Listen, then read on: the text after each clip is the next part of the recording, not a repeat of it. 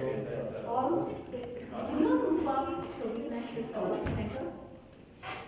Since we have a small group, can everybody move up to the center, to the round table here? Call to action. Call to action. Mr. Gartner said. So everyone here, so, okay, absolutely, more engaging conversations.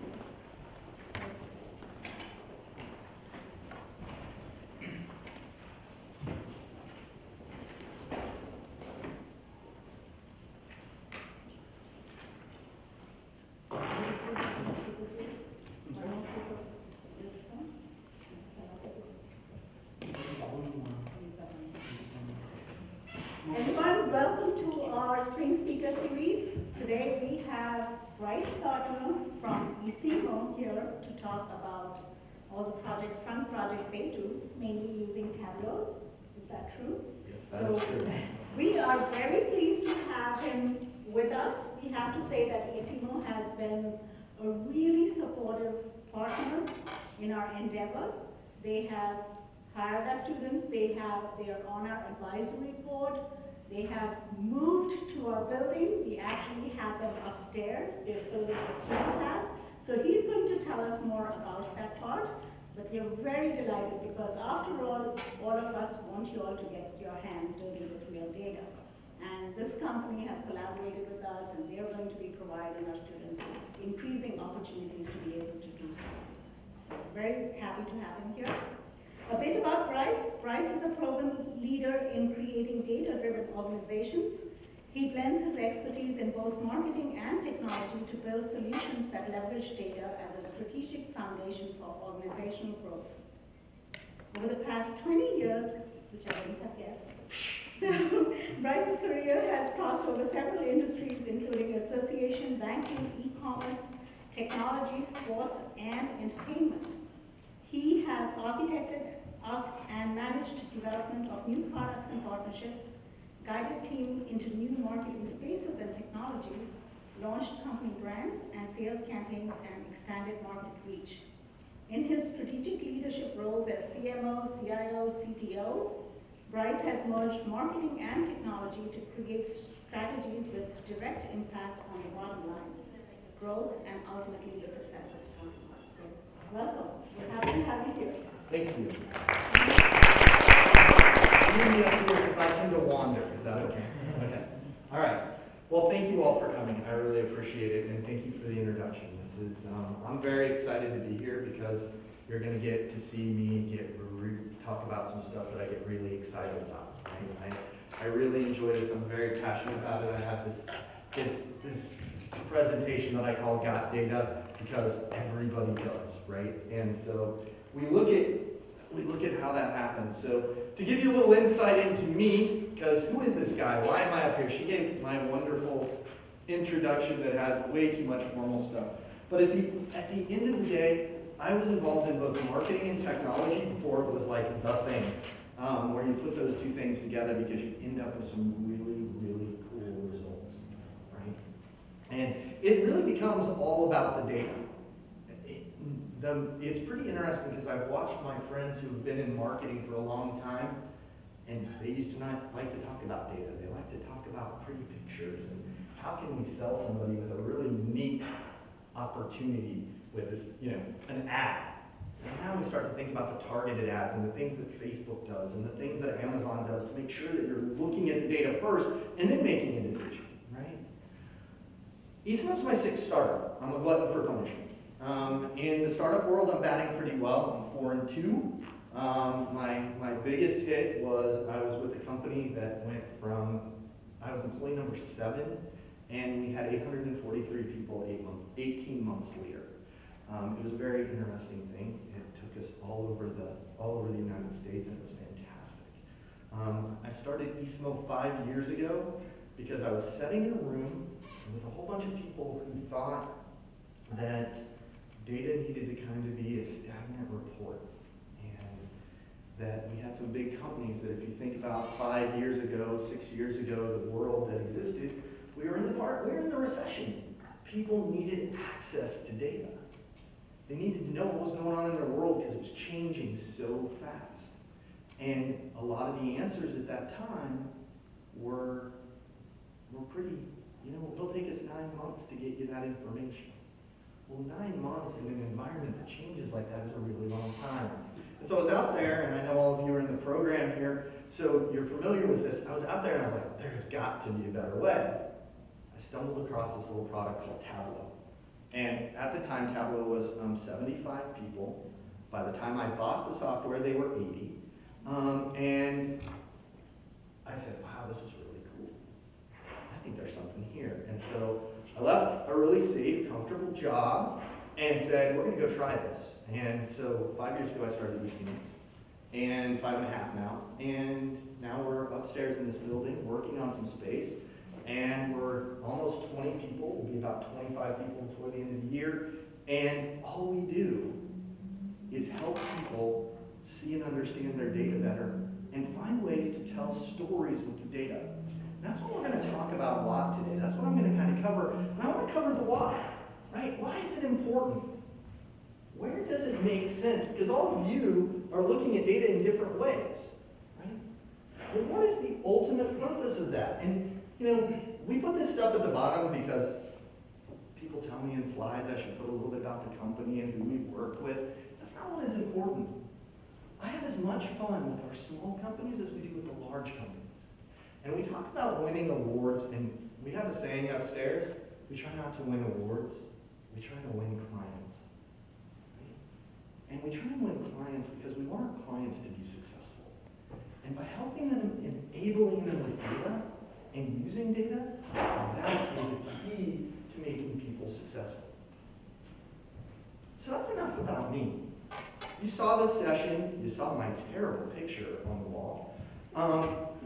What have you decided to come tonight? I know somebody's giving extra credit, so that's a fair answer. All right?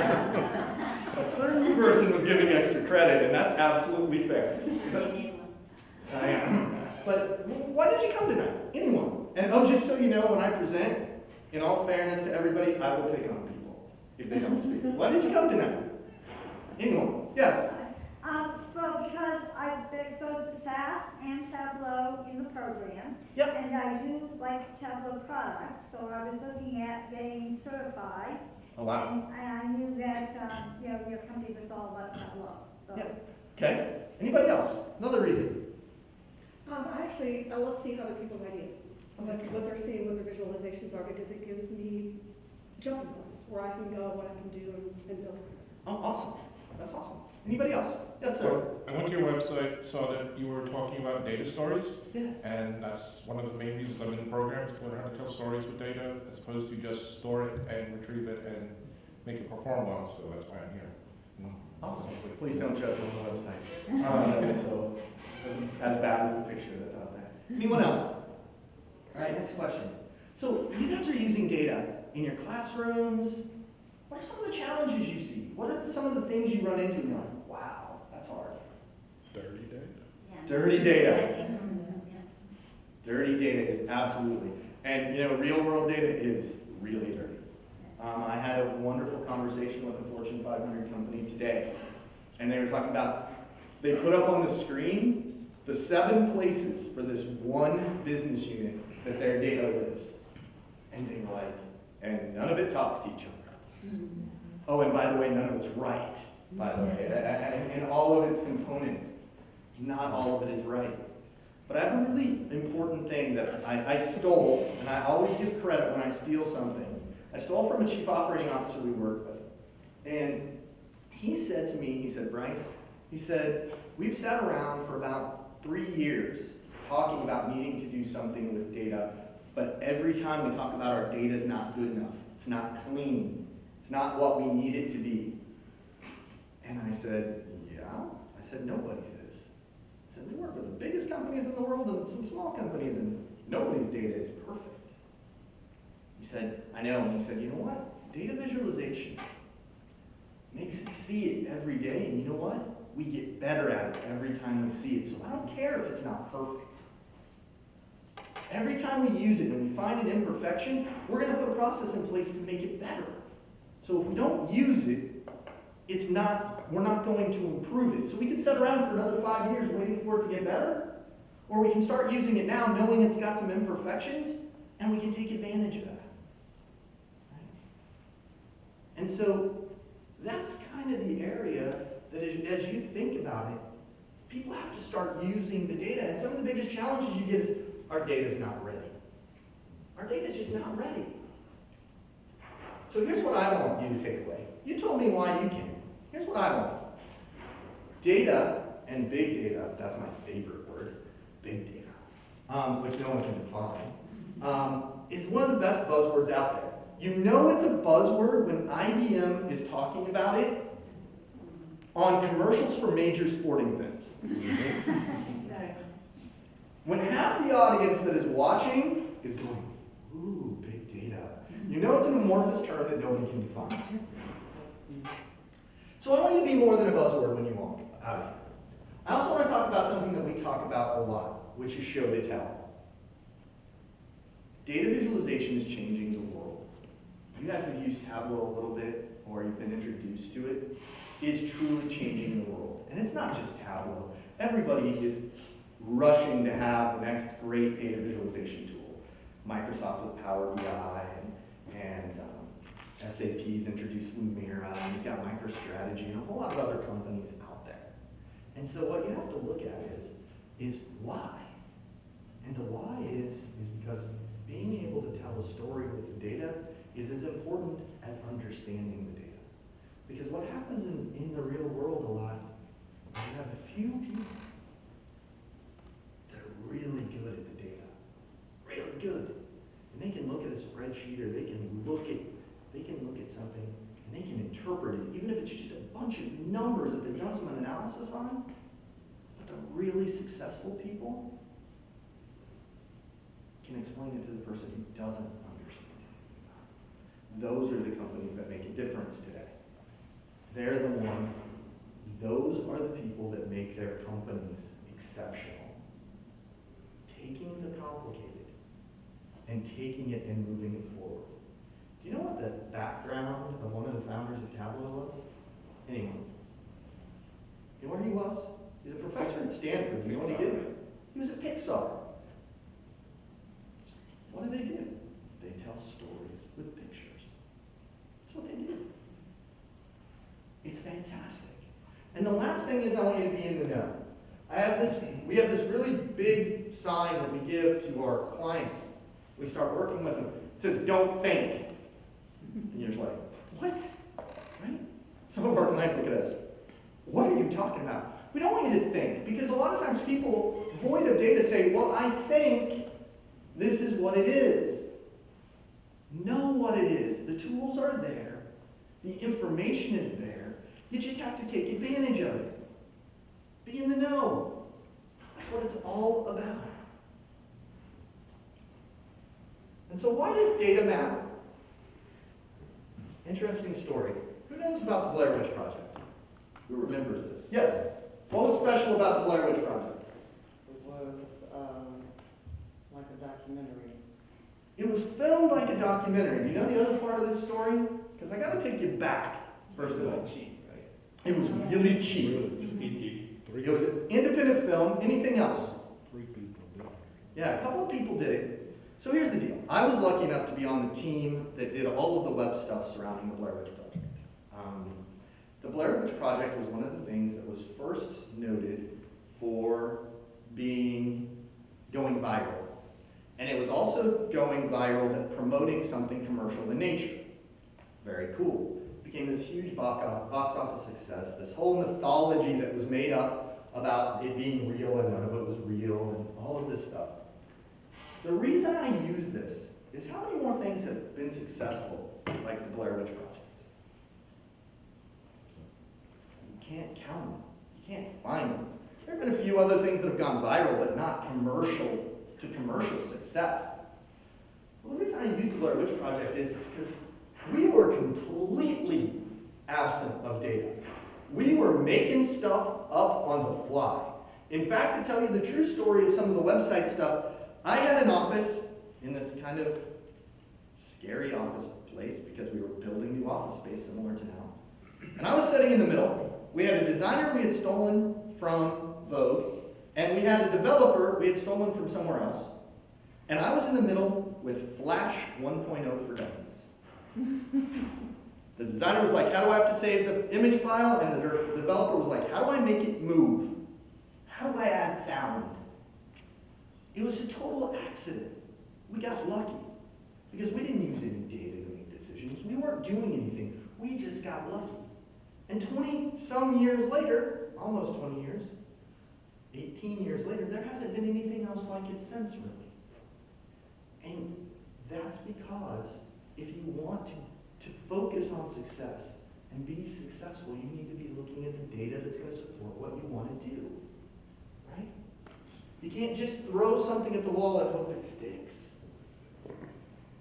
So here's some of the key tenets of using data. This is my only slide that has a ton of writing. Okay, I lied, maybe there's one more. Clive Humby gave me the best quote I've ever seen.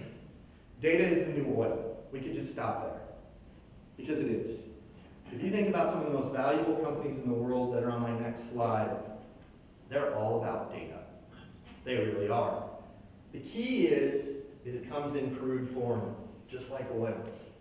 You have to make a determination, and you have to refine it. And people like all of you and what you're studying, and what you're doing, and what you're working on, you're the key to making it useful. The key to putting it in the engine and making the engine go. Because with just data sitting out there, we don't get very far. But these are the new refinery companies. These are them. Look at all of them. Any of them up there surprise you that I put on that slide? There's one that somebody always says is a surprise. Which one do you think that is? What was that? Disney. Yeah, we'll talk about Disney in just a minute. See, another one up there surprise anybody? Shazam. Shazam is a big one. They want to know what music you're listening to because they want to sell you more of it and more like it. Right? Fitbit. How many people are wearing Fitbits all over the place, right? Well, you sync that thing and they know when you sleep, how you sleep, how much activity you have, what you're doing, and you're giving them permission to do whatever they want with it pretty much in aggregate. Right? Fitbit is a really good example. Verizon Wireless. That's another favorite of mine. Company we work with is using geolocation data from Verizon, which you give them permission to use your location at all times, to define new geofences for trade areas. Right? It's changing the way the world works.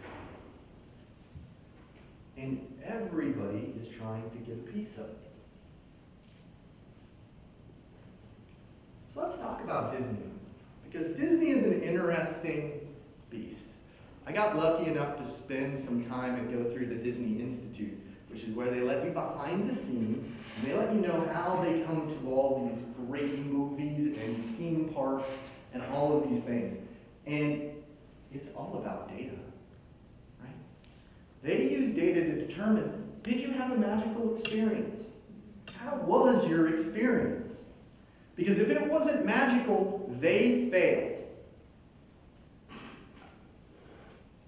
To the point of they look at every little piece of data, and we're going to talk about that in a second, to understand how you did, how they did.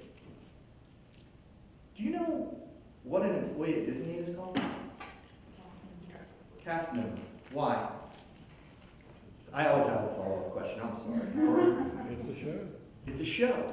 A part of telling the story. Right. What was that? A part of telling the story. It's a part of telling the story, right? It's a part of the Disney experience, and you have a role. Cast members always have roles, whether you're in a show or whether you are a street cleaner. If you are a street cleaner, who's been to Disney? All right? Is there a cleaner place there 100,000 people spend like 12 hours that you've ever been in your life? Right? So what is a street cleaner's job? This is an easy one. Come on. Right, keeping it clean. So what happens when the little girl walks out of the ice cream parlor and she drops her double-decker ice cream cone? As a street cleaner, what is your job? Pick it up and get her a milk. No. And no. Get her a new car. No. Find out where. His job, or her job, is to approach the guest and ask the little girl, what kind of ice cream cone did you have? And when they ask the little girl, and the little girl says, their job is to go in the back door of the ice cream parlor, because there's a special entrance for cast members, and not only get a new ice cream cone exactly like the one she had, but add something to it that makes it more special. Sprinkles, mouse ears, something on top. You know why? Because survey data over the last 30 years has told Disney that something as little as dropping your ice cream cone on Main Street Disney can ruin an experience. And they've looked at it over and over and over again. And then you can clean up the ice cream. It's really great when you slip and fall down there. Yeah. Oh, yeah. You get surrounded by people. So the valet, who drove to Disney? Or who rented a car and stayed on Disney property? You did? Okay. When you pulled up, valet came up to the car. They come in front of the car or behind the car? Why? Well, probably for safety would be a good reason if I were running business, but behind the car, in the event they needed to get luggage or anything like that would be my suspicion. Wrong. But good effort. The reason they go behind the car is number one, safety. All right, safety is of first and utmost concern. The second reason that they go behind the car is because, based on data, they have built a script. First point of the data is not all states have front license plates. Based on the state from where the car is coming from, based on the count that the cast member does in their head of members of guests coming to the park, coming to the resort, they have a different script for what to offer you based on the state from which your license plate is, if it has a rental car sticker, or if there are kids in the car, just adults, and how many people are there. There's a different script based on how far you've traveled, based on a whole lot of different things, because they've done the studies of how to get you off to a magical experience if you've been in the car for 7 hours or if you've been in the car for an hour and a half. Using the data that they get as feedback. The final thing that I have on here, and I'm going to pass this around. If you've been to Disney, and please, if you could return this, it would be fantastic. Otherwise, I think you can go to Disney on me. Yeah, so go ahead and pass that around. Disney introduced a few years ago the bands. Now, when you get the band, you sign up to go to Disney, you get the band. You also get all of these other things. You'll notice it says the Gartner Family's Incredible Vacation. You get all of these things that can't happen without data. Right? They look at data and they prepare the best experience for you before you ever arrive at the park. I'm going to get bands with all of our family's names on them and a sign. We got to pick the color. You'll also notice that on the box and on the front of everything is the Incredible Family. My wife got to choose a character. What one do you think she chose? This is incredible. It's not by coincidence. It's by the use of data. And in using that data, making it an incredibly personal experience. And then they take it a step further. With the bands, when you look at the bands, that's going to fall over. When you look at the bands, all the bands on the inside of them have our names. So in case we misplace them or we chose the same color, we would know whose is whose. The bands also let you buy things. They also If you share the PIN number, let your 15-year-old buy whatever they want. If you give the 9-year-old your PIN number, then you deserve it, right? But they let you buy things. They get you into the parks. They get you into the fast pass line. But that's just the beginning. They use all the data that is collected not only for you going into the park, but going on to a ride. But starting last year, they started using beacon technology so they know how people are flowing through the park. So what they have started doing with that data is taking that data, and now we offer fast passes over in Tomorrowland when it's really busy over by Pirates of the Caribbean or over in Frontierland. And the reverse is true. If it's really busy in Tomorrowland, let's open up some fast passes over at Adventure. Let's make sure that we use the data that's available to us. And we're willing participants because my kids can run around and they can get into the hotel room by themselves and they don't need me. They can go get a snack or 14 of them by themselves. And so when you start to think about how data is used, I always like to start here, right? And I start here because I want you to think about what the end goal is. Begin with the end in mind when you think about data. Okay? What can I do with it? How can they leverage it? Who is my audience? That's what Disney thinks about. Who is the audience?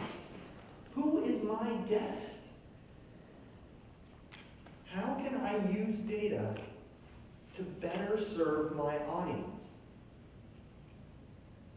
So sometimes we feel like data is this. If you saw on my bio, I love movie quotes. Upstairs, if you ever come hang out upstairs, we have a couple of rules that there is a movie quote for every situation. If you come up with a unique one, you win a prize, right? We can be in a meeting and we can find movie quotes from the 60s, 70s, 80s, 90s, and we have some young people who can quote them from the 2000s, and it kills all of us old people, right? But it feels like the Matrix, right? We get all this data in front of us and we're like, wow, what are we going to do with that? And so then we feel like this. We want the red pill that takes us down one path, or the blue pill. Who saw the Matrix and knows what I'm talking about, right? Do I want my eyes opened, or am I better off just not looking at the data? And so when we think about that, we have to choose. Do we want to be this guy who can't do anything? Or do we want to be the guy who can stop bullets with his hands? I'm all for the guy stopping bullets with his hands, right?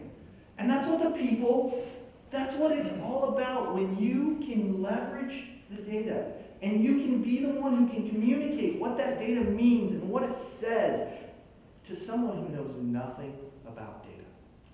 Because I'll tell you what, the one place I've taken a misstep in my career, and I always think it's good to share, is when we started ICIMO 5.5 years ago, I thought, man, this is going to be a cakewalk.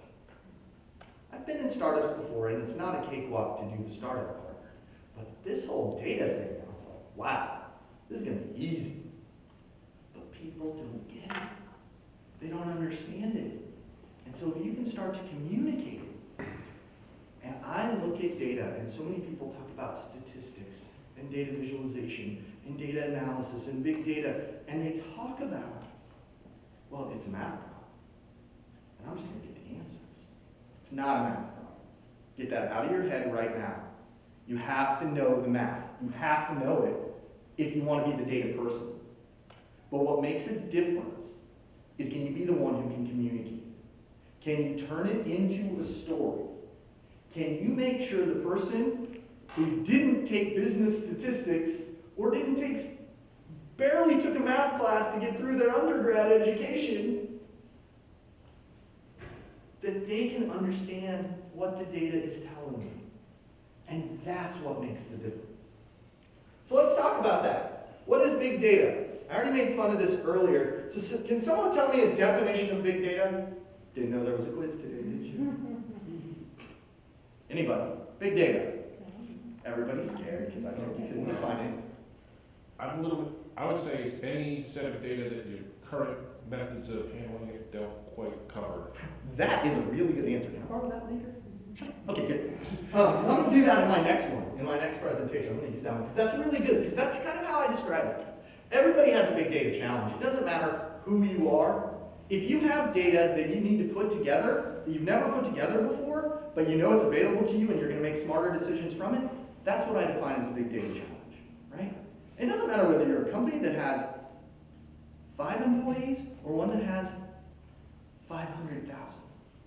You face those same challenges because you have data in multiple places that you've got to figure out how to get together. And that's what I call big data. You know, there are definitions of big data that talks about all the healthcare data and all the other kinds of data that you can throw into Hadoop or all these other fancy term databases. But at the end of the day, everybody's got a big data challenge. Everyone does. The reality of big data is this, and I'd love to stand up here and tell you this is not the world that we live in. Because I would have thought at this point in time we would have been farther along, but when we work with companies, and one of the biggest companies in the world that we work with, they talk about this. They call it walls of data. We have walls of data, all in tabular format, that we're looking at that no one can find a trend or a variance or any kind of statistical validity in if they try, as far as being an average person. They're like 1 out of every 100 people, and I'm being generous, they can look at an Excel spreadsheet and see something of a pattern or an anomaly. It's random. But yet, this is what big data looks like today for a lot of companies. So let's talk about something. Anybody remember any of these movies?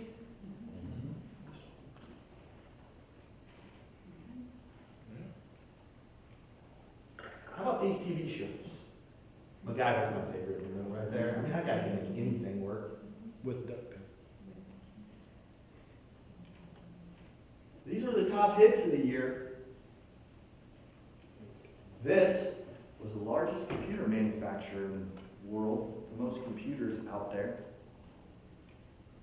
And the year was 1985. Does anybody know what's special about 1985?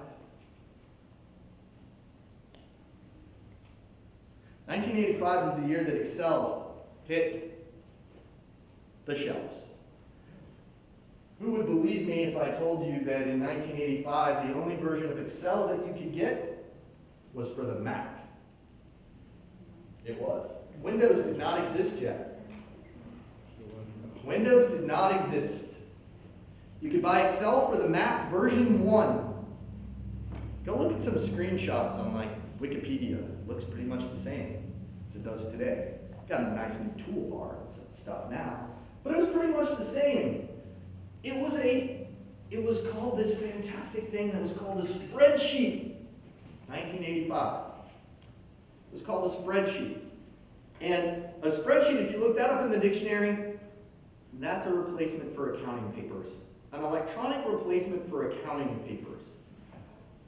That's what Excel was designed to do. An electronic replacement for accounting papers.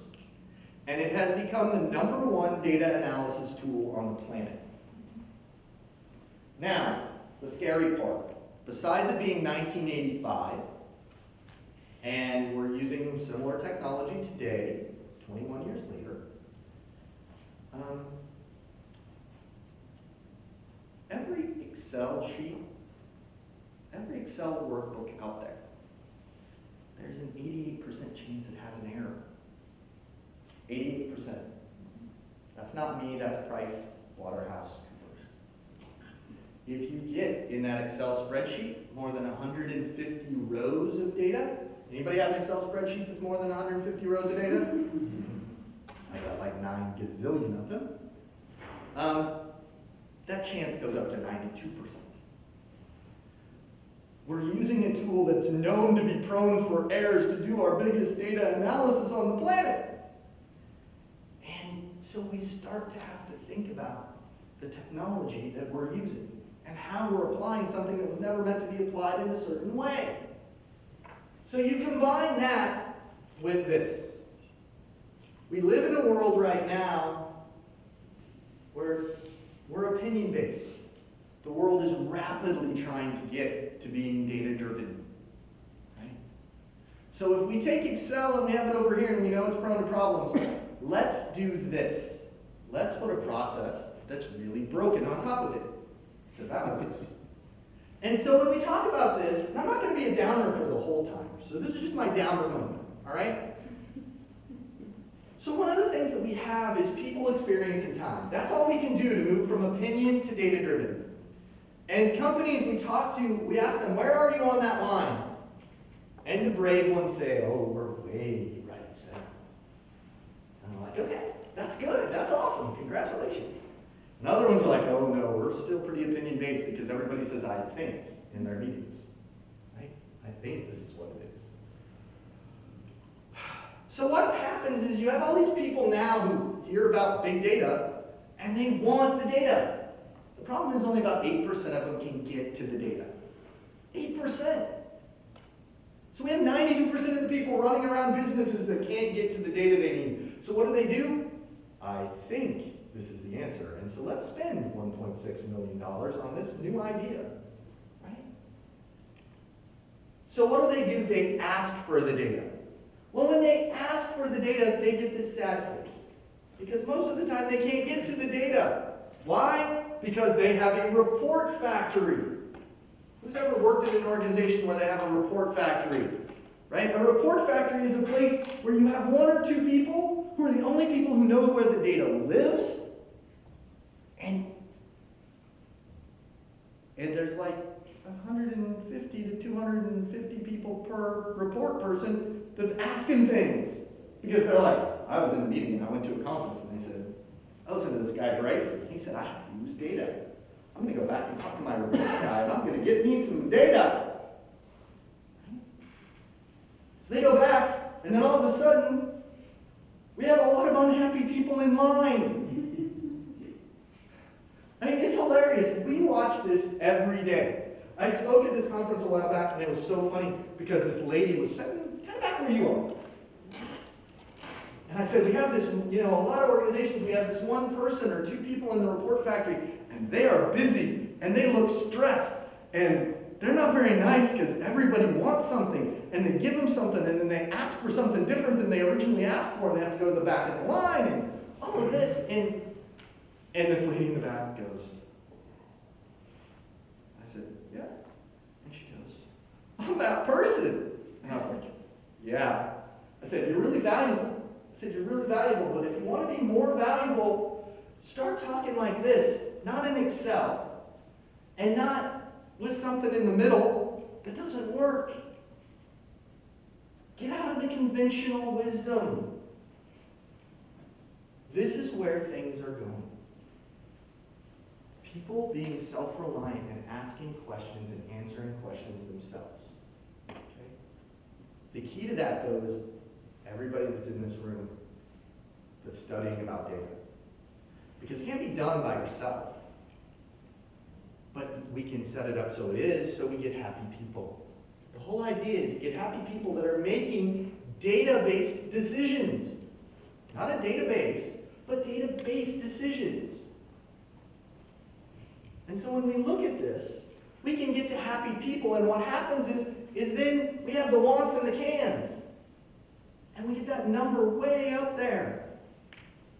And when we have the wants and the cans, more balanced, the people who are in the report factory are also smiling.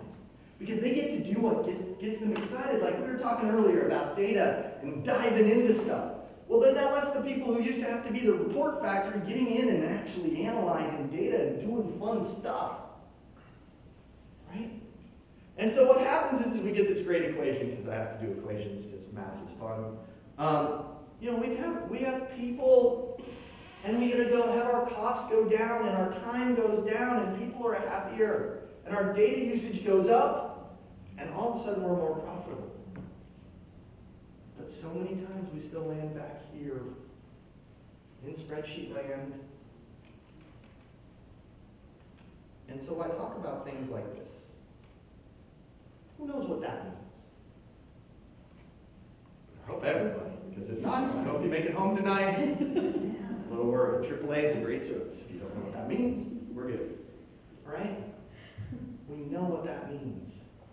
Whether we have children or whether we don't have children and we've been in a restaurant next to this, we know what this means. Right? Or, oh my gosh, I'm in an airplane next to this. Right? Right? I'm on airplanes a lot, and luckily I have children, and I'm just glad they're not that age anymore. Right? It's so unfair to kids on planes. Their ears are popping, and they're like, ah, this hurts. This can also mean the same thing as the previous thing. I'm empty or I'm full. You pick, right? We know what that means. We know what to do as human beings because we have these cues. We have these things built in. You guys are looking at me going, I thought we were going to talk about some advanced stuff, and you're putting apples and bananas up there. I can ask you in 1 second which one we sold more of, and you can answer my question. This I stole, again, from my first grader when he was a first grader. I said, wow, that's going to be really good in a presentation. The question above it was, did we sell more apples or bananas? Right? Which one did we sell more of? Second graders can figure it out. Right? Why? Depends. What if it was by weight? That's different. I'm sorry. You're changing the question. Right? But ultimately, we forget that it's about communication. Why do we teach first graders this way? By the way, he's in 4th grade now, and they're doing new math, and I couldn't help him at all. He was showing me something last night, and I was like, yeah, I don't know how to do that. Why do we do it this way? Anyone? I heard it a couple of times. Speak up. It's a picture. It explains it, you don't have to think at all. You don't have to think at all. Right. But we know the answer. We want to make it more complicated than we need to. We want to make everything more complicated than we need to because we think it creates value for us. You know what really creates value for us? It's being able to communicate to people very complex things in a very simple manner. The best teachers in the world, students don't think they're being taught. They're just soaking up what they have to offer. Right? So when we think about this, why do we do a spreadsheet when we can do that? I could give you guys 2 minutes with that, and you could tell me the health of this organization. Now that's really crummy sample data, so it's not doing very well, but you would have a really good understanding of how this organization is doing in 2 minutes. If I gave you the 12 tables and the 4 spreadsheets, I should say it's not spreadsheets, the 4 workbooks that had like 15 sheets in each of them that used to make up what this dashboard is, 3 or 4 days later, all of you smart math people might be able to give me an answer. The world doesn't move at that pace anymore. It absolutely doesn't. And so we need to find ways to communicate what's going on. But we want to put this blocker in the way. We want to try and communicate to people in really complicated spreadsheets that show how smart we are because we have all of these numbers that we can put together and pivot table and other things. And the V looked up. That was my favorite. But all we have to do is look to communicate in a way that we would want to consume it. I want you to think about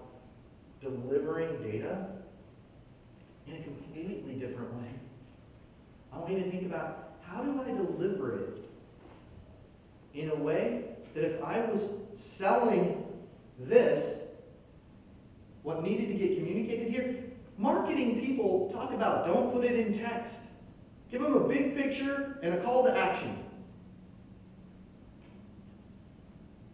That's what you need. That's what's important. That's what makes a difference. The data visualizers are all out there. Tableau, ClickText, Spotfire. Well, Spotfire doesn't almost count anymore. There are all these tools out there. I talk about Tableau a lot because I'm a huge fan. I'm a Raven fan. Because I think it's the easiest. Does it have gaps? Yeah.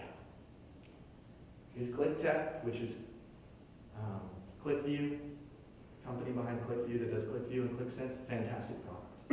Fantastic product. Takes a little bit more technical knowledge. Fantastic product though. Spotfire used to be really good. They got bought by a company and they've kind of not done the same amount of development they did before. MicroStrategy, awesome program. You better have a whole bunch of people that know how to use it. SAP, they're hilarious because they're a really big software company that tries to sell lots of really big software things, and then they like to throw little add-ons on, like called Lumira, that's supposed to be a data visualizer tool. It's all right. It doesn't work with one of their platforms, which I thought was funny. Microsoft Power BI. That's a new one. They're really making a run at it. Fantastic product. And of course, the guys down the street. Fantastic, right? Fantastic stuff. But I want you to think differently. If you take nothing away from me tonight, take one thing, please. All of this data analytics is about communicating it. Because if you are the smartest analyst in the world and you found the most important thing in the world, if you don't communicate it, then what does it do? It's a nugget of information that doesn't go anywhere. It's about communicating it. So we talk about audiences a lot. This is on an iPad because executives have gotten into this habit of not wanting to carry a laptop because it's so cumbersome. I just want to have my iPad. And so we talk about things like giving them a quick shot of what they need to know about how the business is doing in the format that they want it. Marketing people talk a lot about if you're going to get your message across, you have to have an audience, you have to have a purpose, and you have to have a message. And then you got to deliver it to the right place. Right? For executives today, you better be able to deliver it to a mobile device. In the office, it's almost always to a tablet right now. Whether it's a Surface tablet or whether it's an iPad or whether it's something else, that's their expectation. Because what else have we learned about people lately? So you also have to look at the other social trends. One of the big social trends is we don't have as much time as we used to have. There are still 24 hours in a day. That hasn't changed. Some people look at me kind of funny sometimes when I say, well, we don't have as much time as we used to have. We were part of a research study that looked into social trends relative to people's, when I was in the sports and entertainment industry, that looked into people's habits. Because one of the things, if you're in sports and entertainment, that you are looking for people's discretionary time. When do they have gaps in their time? So we had to look at different things and see, what was causing our business not to be as good as it once was. And what we found was people don't have as much time as they used to. Why not? How many people have a smartphone? Okay. How many people had a smartphone 15 years ago? You couldn't have a smartphone 15 years ago. Oh, BlackBerry. Okay, that's a semi-smartphone. That's like a step-up semi-smartphone. All right. But you didn't. When was the last time you upgraded your smartphone? About 6 months ago. Okay. 15 years ago, did you have to think about whether you were going to upgrade your smartphone? No, you didn't. So there's a few seconds out of your life, or minutes, or hours for some people who really get into research. How about this? Who's been to the grocery store in the last week? Who's been to the dairy section? Okay. How many choices do you have to pick from milk? I got almond, I got coconut, I got soy, I got chocolate, I got soy vanilla, I got soy plain unflavored. I've got 3 different types of just what used to be regular milk. And then I've got the hormone-free regular milk. And then I've got some other things that I just haven't even attempted to try yet. That takes time. Even though you might buy the same milk every time that you walk into the store, the decision tree of choosing milk has stolen seconds. When you multiply that times the number of decisions you make inside the grocery store, it goes up. You know what's a really interesting statistic surrounding that is Walmart does ridiculous amounts of data collection and study. But for a long time, Walmart and Lowe's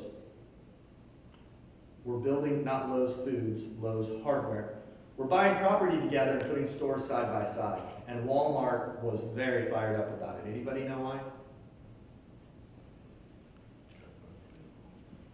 Okay, this is not meant to be sexist in any way, it's just a fact. Okay? All right.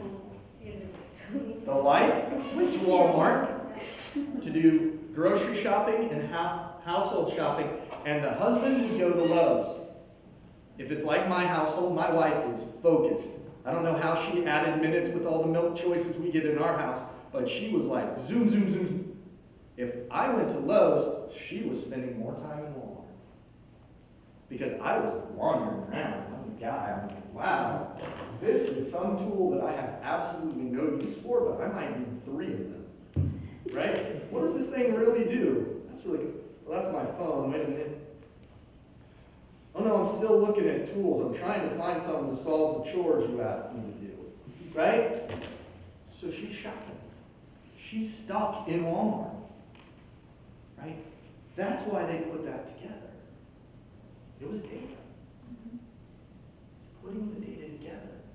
And so when we think about these things, we got to think about how do we grab the attention of our audience and how do we get them what they need quicker. So like an event staff, same information on the same event, but getting it to what's relevant to the audience. They care about the high-level stuff that's going on for this event. The event staff does because they need to know the overall. But the executive could care less about who's registered for what sessions. But an event staff has to think about what room it's going in. How much coffee do I have to order for it? I need that at a glance. And why is this on an iPad? Because event staff are all over the place. Right? When you think about the audience, you think about the delivery, you think about what they need, and you think about what's going to make it resonate with them. What is their pain point that they need an answer on? So what we're going to flow through here real quickly is just a couple of visuals. And something happened to my title. Mac to Windows. That's what it is every time. So a couple of ways that we help people and we talk about, and I wanted to, and I know there were some questions earlier about going to show some Tableau visuals. Here's that point. This is your moment. All right? We look at different ways to show data. And we look at different ways to show data. And so I brought some of my favorite dashboards. And some of these are my favorite dashboards because people really took advantage of them. So people here were looking at, hey, where are member and non-members coming from on the map? Right? You add a geography to a mix, people lose their mind. Whether it's a macro geography like this or a micro geography where we're looking at a neighborhood. We have some of the things I want to bring to my clients are like, no.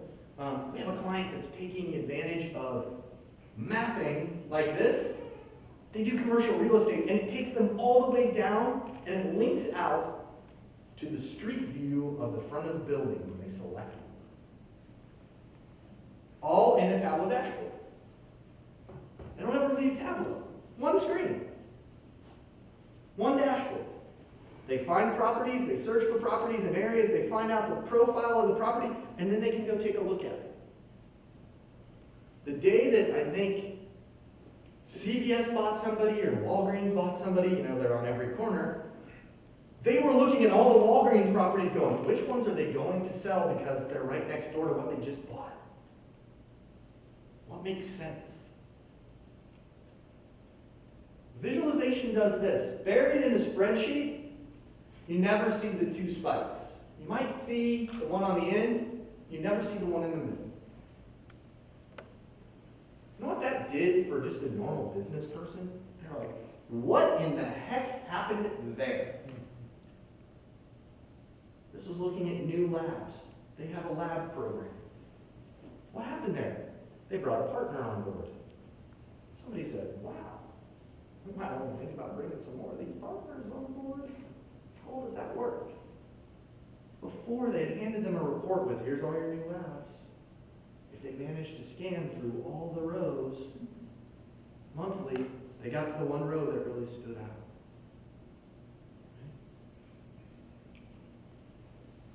This one's fun. One of our clients puts on a lot of events, their healthcare group. They put on a lot of healthcare education. They wanted to really take a look at the breakdown of people who attended very specific events. What's the breakdown? Do we have any trends? What's interesting about this one is really not this one so much. We got males and females pretty evenly distributed. We've got different groups. How far out since their residency are they attending?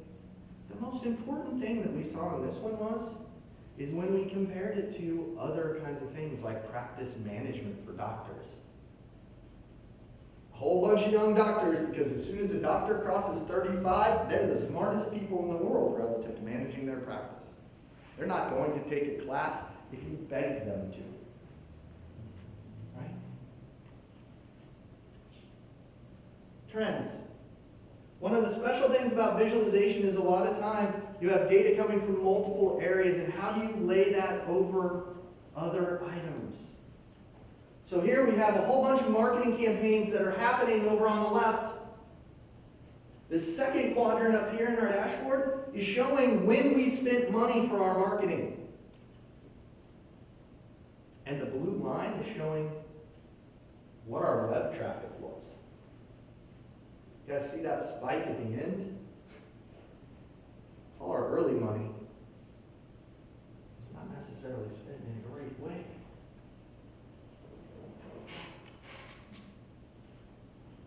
All the way, what this is all about is going from where we spent money, what our response was, who signed up for our program, who actually registered, because they were trying to get new registrations, member loyalty program, who actually bought.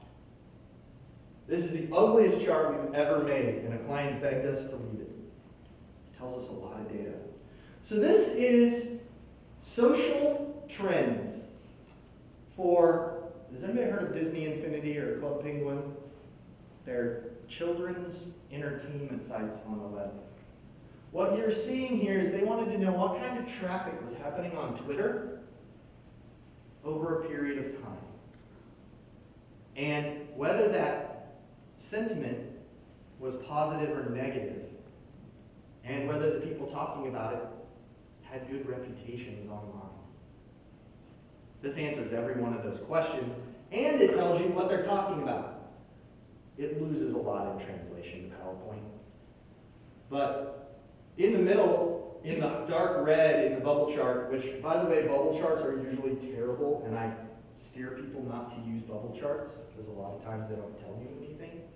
This bubble chart was designed specifically to highlight keywords that were being used in the Twitter stream and their recency of use. So as you move out from the center of the circle, you're getting farther away from this exact moment in time. So it was a live chart pulling Twitter so you could see what the hottest topics were that were being talked about relative to children's web entertainment.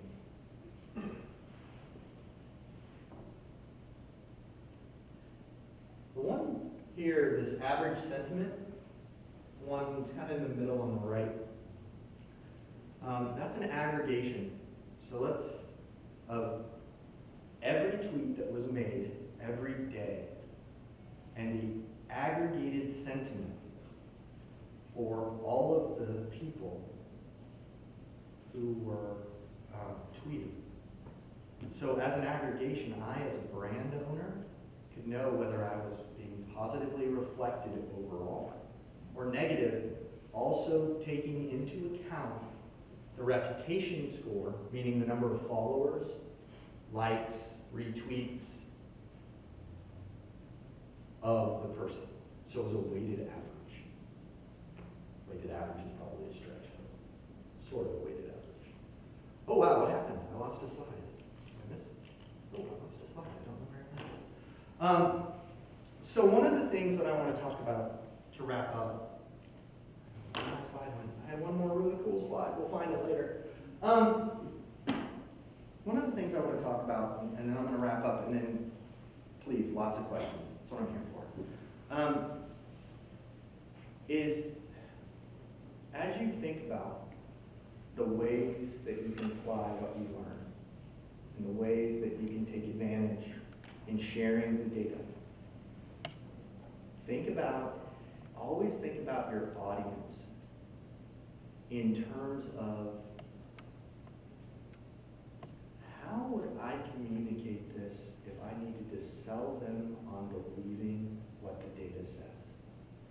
Think about it as building an advertisement to communicate what the data tells you.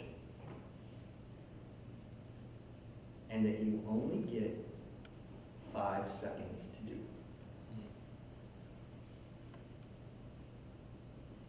Because when people make a 30-second commercial, they hope to get 6 to 8 seconds of your time.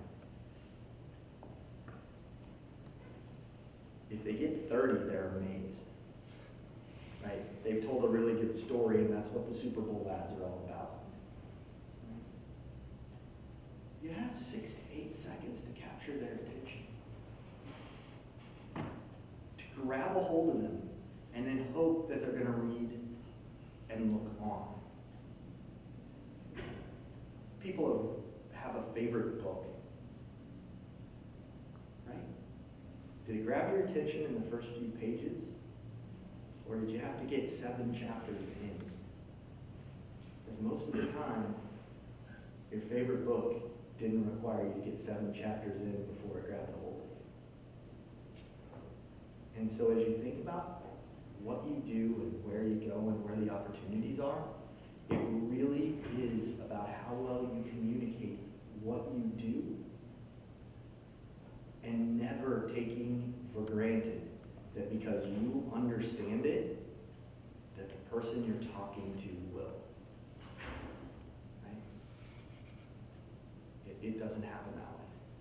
It would be fantastic if it did, but that's what's incumbent on us as the drivers of data, is we have to make sure we tell a compelling story through our data.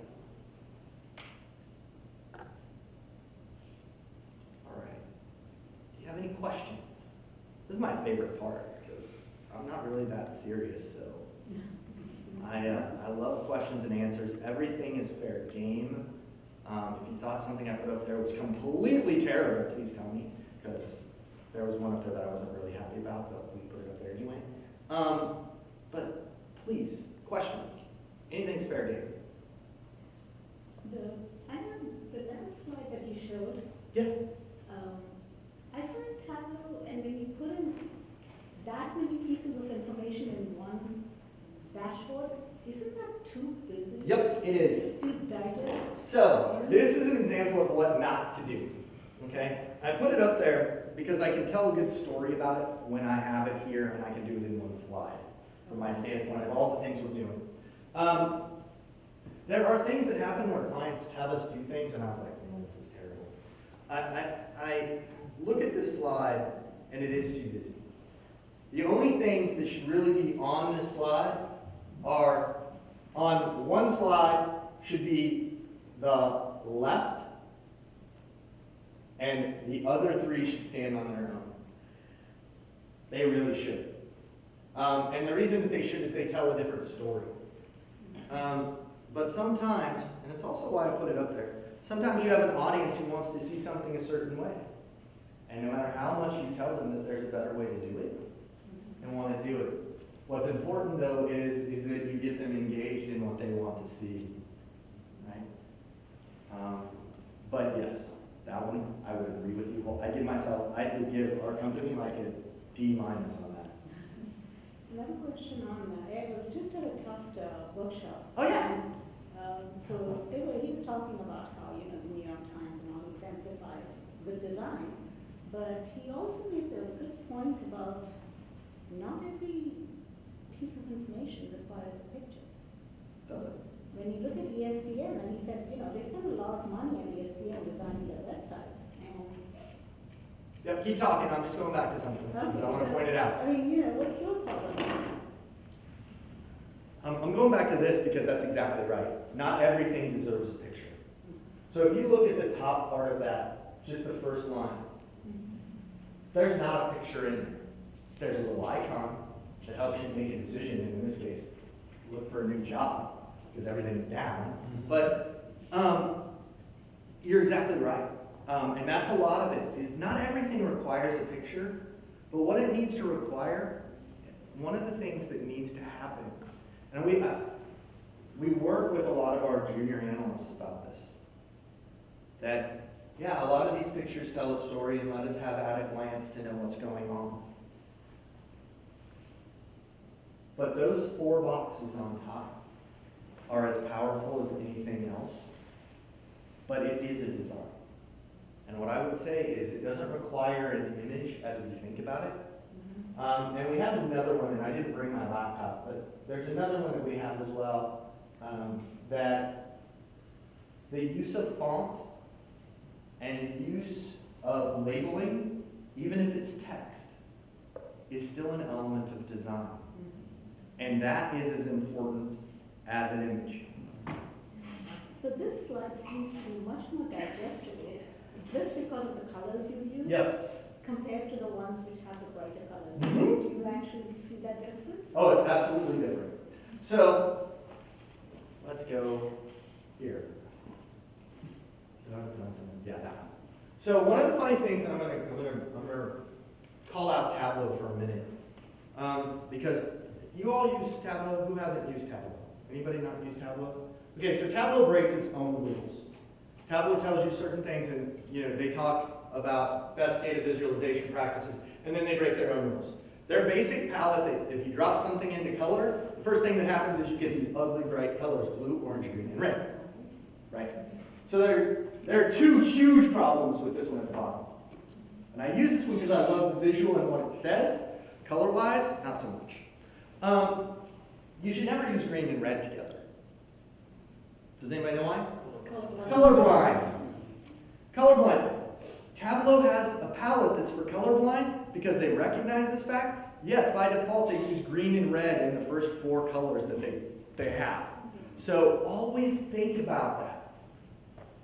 Always think about that. Yeah, this slide, if I can get it back, maybe, control. I lost control, there we go. This slide is absolutely, and it's why I do it in the concept of simple slide, is by far the best overall design of any of the ones that I'm using, of any of the ones that I'm showing.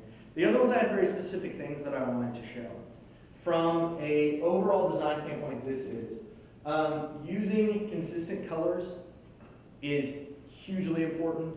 Shades of blue are very, very welcomed by audiences. Also the deeper reds. The bright reds, can be standoffish. And so the deeper reds are very, by far, a better way to go when you're using red. And then the contrasts. Contrasts are important, where we have headers that are really dark, that are emphasizing the 4 boxes at the top. It draws your eyes there. It's like a headline. We talk about people, and there's this term going around called data journalists. Well, data journalists are not the way they're using the term data journalist, but I think about it in the same way. if we look at ourselves as a journalist that's sharing the answers to our analysis, we're thinking about audience, and we're thinking about what we say, and we're thinking about what we share and how we share it, and we're thinking about, if anybody has ever taken a journalism course, the way you write journalistic stories is you make sure you get the most important stuff in the first paragraph or two, because people aren't going to read the whole story unless they're completely drawn in. It's the same concept that we talk about with data visualization and best practices relative to visualization. You want to draw people in with emphasizing what's most important in your headline and at the top, and then pulling them down through to get them deeper into the analysis. Right. Other questions? Fire away. So is that one of the things your company does? They go in and design dashboards? Yeah. So we do all kinds of stuff, but the main thing that we do is we help people communicate with their data. So we help them design dashboards, is one element. We help them identify the data they need to pull in to answer key questions for the business. You would be surprised how many companies are asking the wrong questions. A lot of times we ask the simple question of, why do you need to know that? Yeah. Right? You're spending all this time to get this answer, to what end? So we help them ask kind of those questions. That's a big part of doing data analysis, is listening. What are you trying to accomplish as a company? Okay, now what are we trying to, or as a division, or as a business unit, or as anything? Now, what are we trying to analyze, and how is that going to help us reach that goal? So we do that. And then we do soup to nuts, all the Tableau training, services, managing their rollout, all of that kind of stuff that happens on the technology side of it in the background. But the fun stuff we do is we help them ask and answer questions and tell stories with their data. And tell stories that people are going to use. One of the things that has happened historically is you have all these great data analysis tools that nobody pays attention to because there are only a few people who can use them.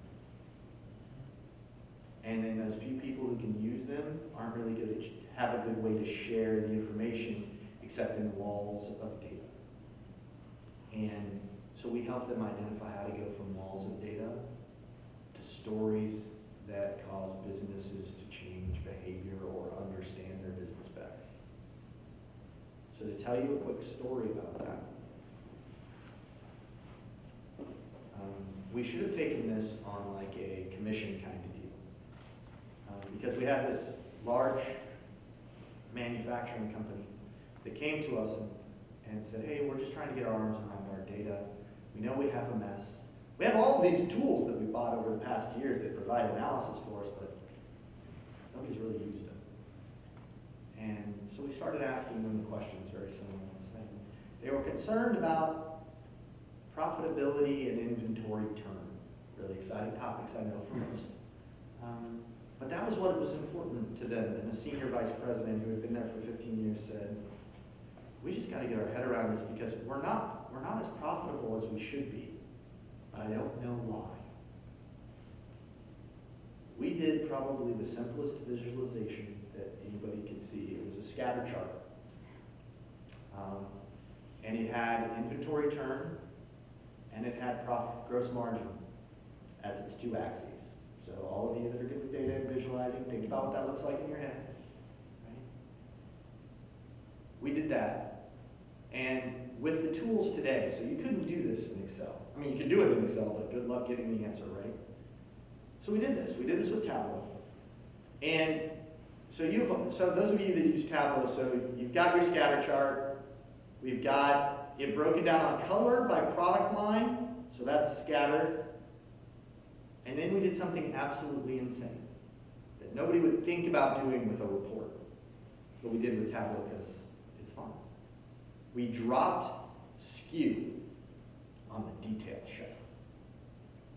Tableau does when you put it on the detail shelf, scatter 17,000 plots.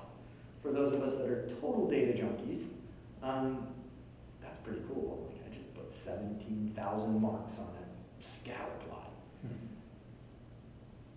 Well, a scatter plot, what's typed to the axes don't matter. It's all about the outliers. What we found were outliers on the inventory turn, high, and negative profit margin. We found $25 million on scatter chart. The senior vice president said, "Are you kidding me?" And I was like, "Pure data." He said, "But I've been here 15 years and I've never seen it that way. I get reports every month that I look at. But because to make it into a report, they were doing aggregations at subcategory levels.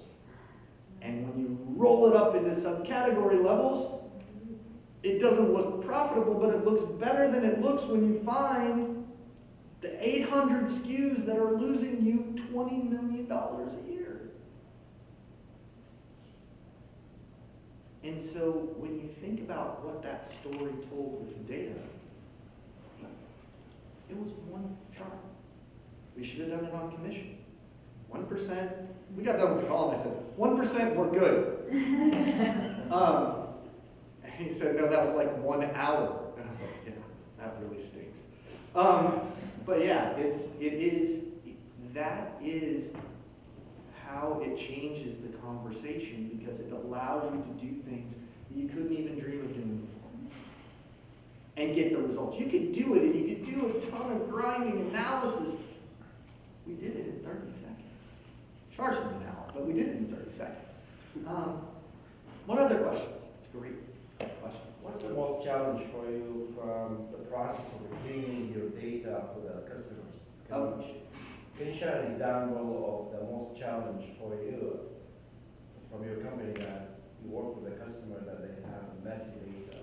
So you all of them, pick one. We have 100, just pick one. So the most challenging is when they don't think they have a data problem. When they think, man, we have great hygiene, and we run into an IT team or a database organization that thinks their data is pristine, and we start finding, look, when you visualize data and you do a scatter chart or you do a bar chart or something, things just jump off the page. And when you run into an organization that thinks their data is pristine, that is the biggest hurdle you have to overcome, because there's no way the tool's wrong. Well, we had that happen with a client who said, "Our data is put together, we've been doing this for a long time. Yeah, we dump this into Excel, and then we do this, and we connect it to the data source directly. And we started working through the data. And we were getting year-over-year change or month-over-month change numbers on their various areas that were different than what they had presented for the last 4 years to their senior management, executive management. And we're showing the data, and they're like, "Nope, it's perfect. Ours is perfect. You got to go figure out why what you're showing us is wrong. Your query's wrong, your math is wrong, your software stinks, and it's not right." So we're like, okay, we're going to dig in, because we're like, wow, maybe we're going to have to go to Tableau and tell them they have something wrong. That'll be fun. We said, "Can we have your stuff?" Yeah. 5 years, they were calculating period over period difference with the wrong denominator. I mean, think about how simple period over period difference is. We're not talking about something statistical with like complicated math. But that spreadsheet that was ultimately doing the visual for it had been, I call it those things become organizational mythology. It's handed from generation to generation. You got the job, you had the job a long time ago, and you got it from me who started that report, and it was handed to you, and then you took over the job, and you just took it and you added to it, and better yet, you copied and pasted cells. Right? So the formula. The formula was wrong from the beginning. The denominator was wrong. And a lot of times with the reports, they're done in Excel or they're done in something else where there is a QA process or there isn't anything else. And so people are like, well, and I don't know if you know, but if you think about that, so you guys are all really good at this. I shouldn't say, I don't know whether you know. Sometimes I talk to audiences that I talk about year-over-year difference and they're like, I have no idea how to calculate that. I probably screw it. You know, that's what they're thinking and you guys have figured it out. But if you do year-over-year difference with the wrong denominator, which is the wrong denominator is the current period instead of the previous period, your numbers aren't that far off. So they're if you don't have huge growth or huge decline, they're plausible. Plausibility is the worst thing in the world, right? Because if they're plausible, you're off by a little bit, right? You're off just by a teeny bit. And, oh yeah, that looks reasonable. In my math head that I'm not really good at, it looks good. Next report, factory report, please. Right? And so that would be, I think, one of, and I could cite that story 3 or 4 times over. The other one that's a challenge is a lot of times people think they're collecting the data and they have gaps that they have big gaps in what they collect for the questions they want to ask and answer. We have gotten to where a lot of the hygiene problems, everybody has data hygiene problems, everybody does. People have started to really get good at processes for identifying those and fixing them and doing all that stuff. But I think the other one is gaps.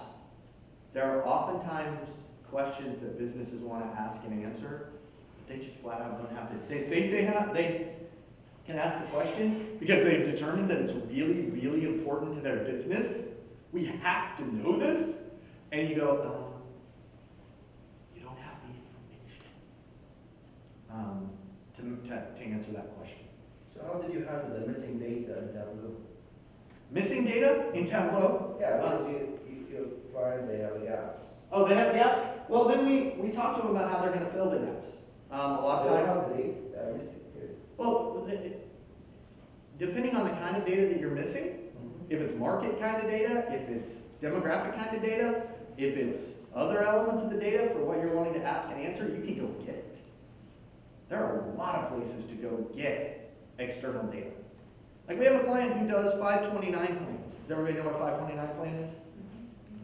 They don't have any of the data on household income and or children in the home or the census data for how many households under 18 are in a community, city, county, whatever. So for them, we went out and helped them get all of that data.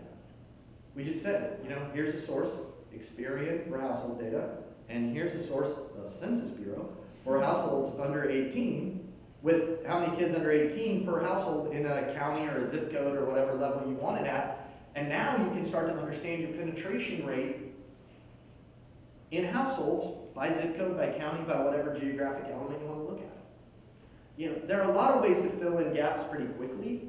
There are some gaps you can't fill in, right? There are some you just can't, and you have to go back to those people and say, you're going to have to start to build a plan if that data is truly important on how you're going to collect it from your customers, whatever. My favorite one is Google, right? Google Analytics.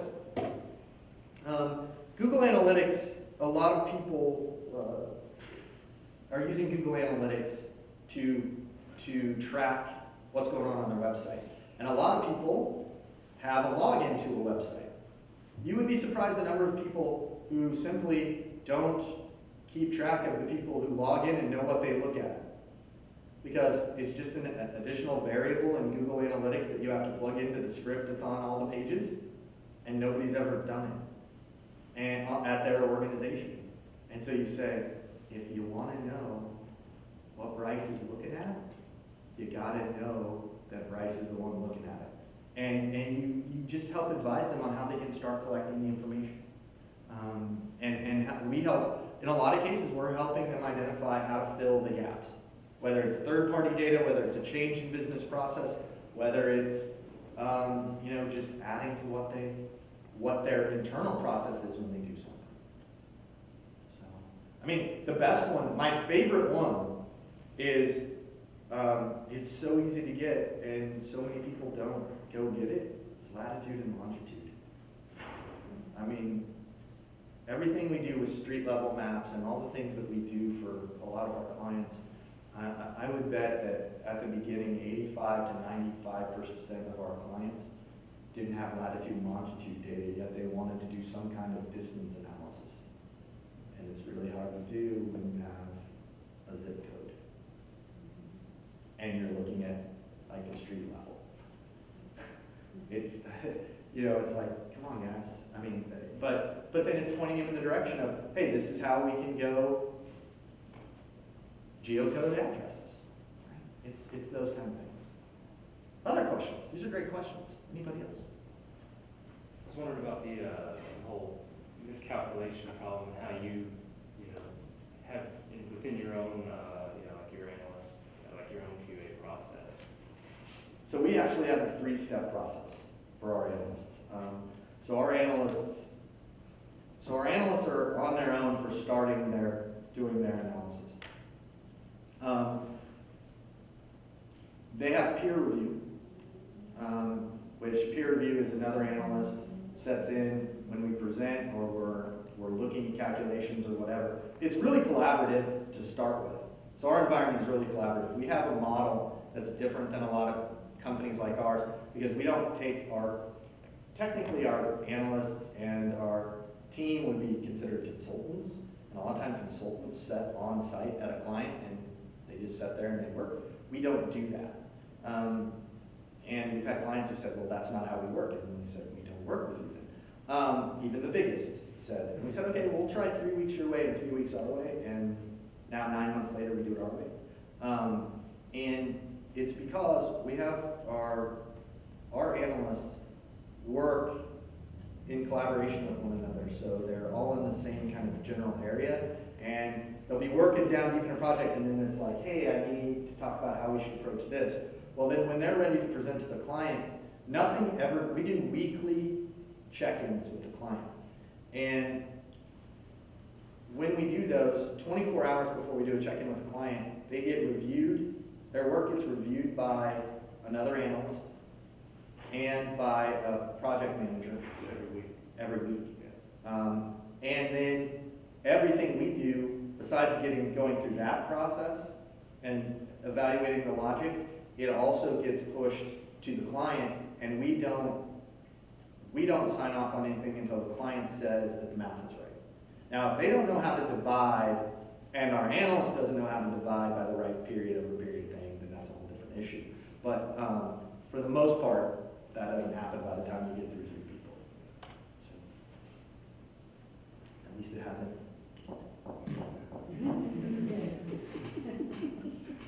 Other questions? These are all great questions. Where or how would you recommend someone go learn Tableau? Where? Here.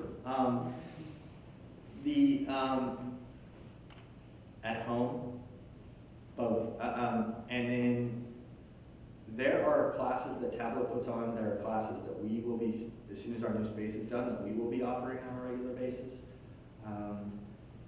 We also, I would say, Tableau has some great online learning tools. They have a ridiculous amount of videos on how to do everything, but they also do online courses. There's a boot camp in June in Charlotte. Yeah, they have boot camps. We're going to be doing boot camps upstairs too, just so you guys know. We'll be having different things that Tableau is going to put on in our space. One of the best ways is to, if you have a part of the curriculum here, right, and you've taken some of it, find some data you're passionate about we do a quarterly challenge in our office where our analysts, who have plenty of Tableau stuff that they're doing every day, all day, every day, but where they have to pick some data that they're interested in, and we have a challenge on who can build the best visuals. And we really critique them hard on it, but it's because they find data that they're passionate about that they really learn new techniques and new ways to tell the story, right? Because we grade them on how well they told the story. You talked about the QA process for making sure calculations are right. That process that they go through every week before they present something to a client is also getting graded on how well they answered the question. And our project managers they're actually getting too good at Tableau because we want them to be kind of that fresh set of eyes that doesn't know what the heck they're looking at when they first look at it. And so we also tend to try and bring another analyst or another person in the office to look at it that hasn't been affiliated with the project, because we want them to look at it through a fresh set of eyes, because does it tell the story? If I know what I'm looking at, I can make something tell a story that it doesn't. But training, there's a great book that's written by a gentleman who works for one of our competitors, but Dan is a great guy. It's called Tableau Your Data. It's the only Tableau book I would recommend. And Dan is fantastic, and fortunately he works for a competitor, but the other books that have been written for Tableau just don't do Tableau justice. So Tableau Your Data, and he's got a brand new version now that came out in January, that if you're going to use Tableau a lot is absolutely worth it. That's what they have for their friends. Yeah, and you have the new version now. It's awesome. Dan's a great guy.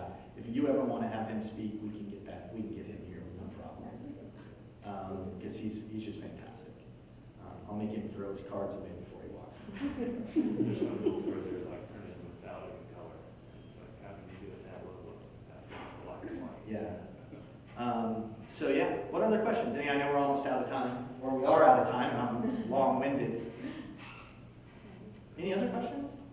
Yes, sir. Now, is Tableau the only tool that you use to analyze data? Do you use other tools too? So we use some other tools for data prep. We use and some analysis. We use Alteryx mostly for data prep because there are some things Tableau just doesn't do really well in data prep. So we use a tool called Alteryx. We do some of our analysis using R that then feeds back into Tableau. Beyond that, we are constantly looking at the other tools that are out there. We are constantly looking at Power BI as it has evolved and seeing what it offers as advantages and what the disadvantages are. Same with ClickView and ClickSense. We are always looking at those. We have clients that we work with that are using SAS, and so we're working with SAS on-site at clients.